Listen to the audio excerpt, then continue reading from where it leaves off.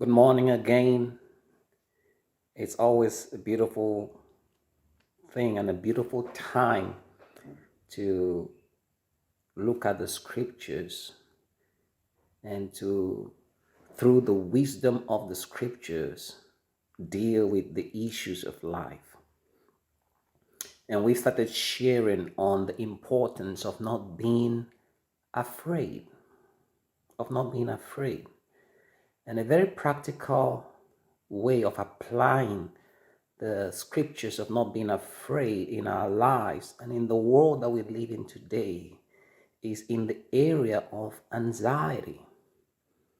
Many people have what is called anxiety disorder, and it affects their day-to-day life. For a long time, people were not aware of what anxiety is or what anxiety disorder is. And many today still don't know how to deal with it. They've been diagnosed with anxiety disorder, or they think they have anxiety disorder. And some don't even know what it is. And when you don't know what people that go through these things are, sometimes it could be very difficult to help them. So I'll try as much as I can to try and explain what I believe is the root issue or what causes these things. And it's so distressing for some that they go through their entire life suffering from, the impact of what I would call the fruit of fear. At the baseline of this anxiety disorder is usually a fear that has become ingrained in the mind.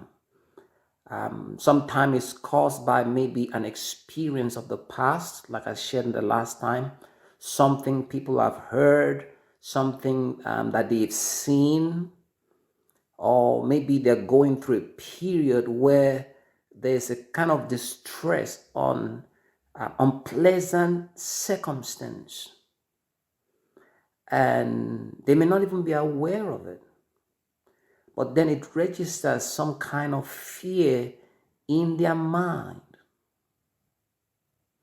And then if this fear continues after a while, then their body or their brain becomes programmed to respond to fear even when the object of the fear is not available.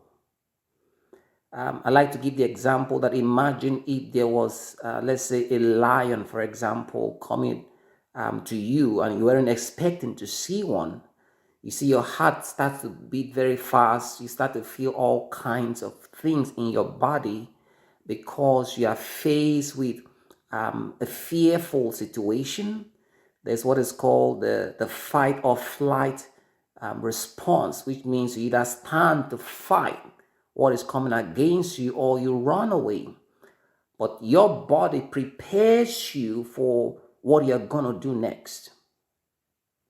Now, imagine now when there's no lion, so to say, on the way, but then your body is still going through all these symptoms and all these palpitations as though something is there and you don't know what exactly is. You feel all kinds of things as though danger is present, but there's none. And that's just an example. That's why it's called a disorder, because you feel the symptoms of something dreadful when there's actually nothing.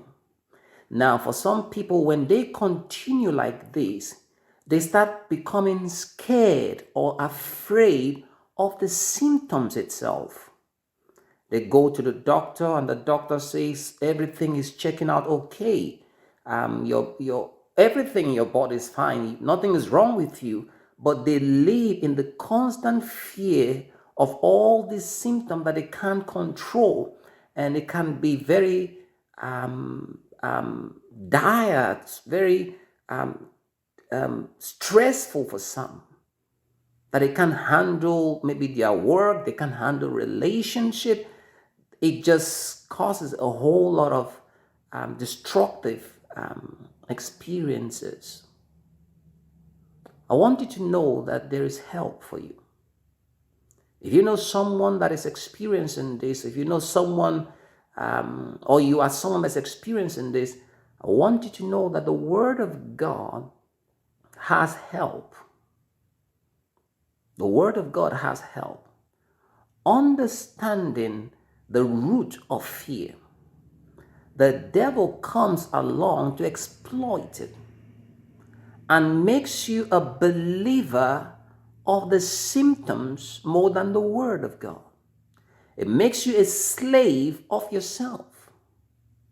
Usually when someone is under bondage or in a prison, they can't free themselves. Someone needs to come from outside of the prison to set them free. Imagine now if you are someone that maybe the keys, to the prison, so to say, you have locked yourself in, but you cannot open it from the outside. Basically, what I'm trying to say, many have become enslaved and in prison of themselves. But the good news is that the Word of God has the key to open every doors. We see in the Bible how that Peter was in prison and an angel came to set him free. And I believe that as we share more on this, you will begin to know the truth about anxiety and how to be free from it. Because at the root, at the base of anxiety is fear. And God told us, Isaiah 41, we read it the last time, said, "Do not fear, for I am with you and I will help you." I will help you. So I'm excited to share this word with many. I'm going to try to explain a bit more so we understand the basis of all anxieties and how we can apply the word to begin to transform our mind. Many of this comes from the mind, although the enemy can come and take advantage of what has happened in people's life to oppress them. But if we can renew our minds with the word, we'll begin to see that there is freedom. And when we are free, we can begin to do wonderful and awesome things. I want to read the book of Philippians chapters 4. Philippians chapters 4.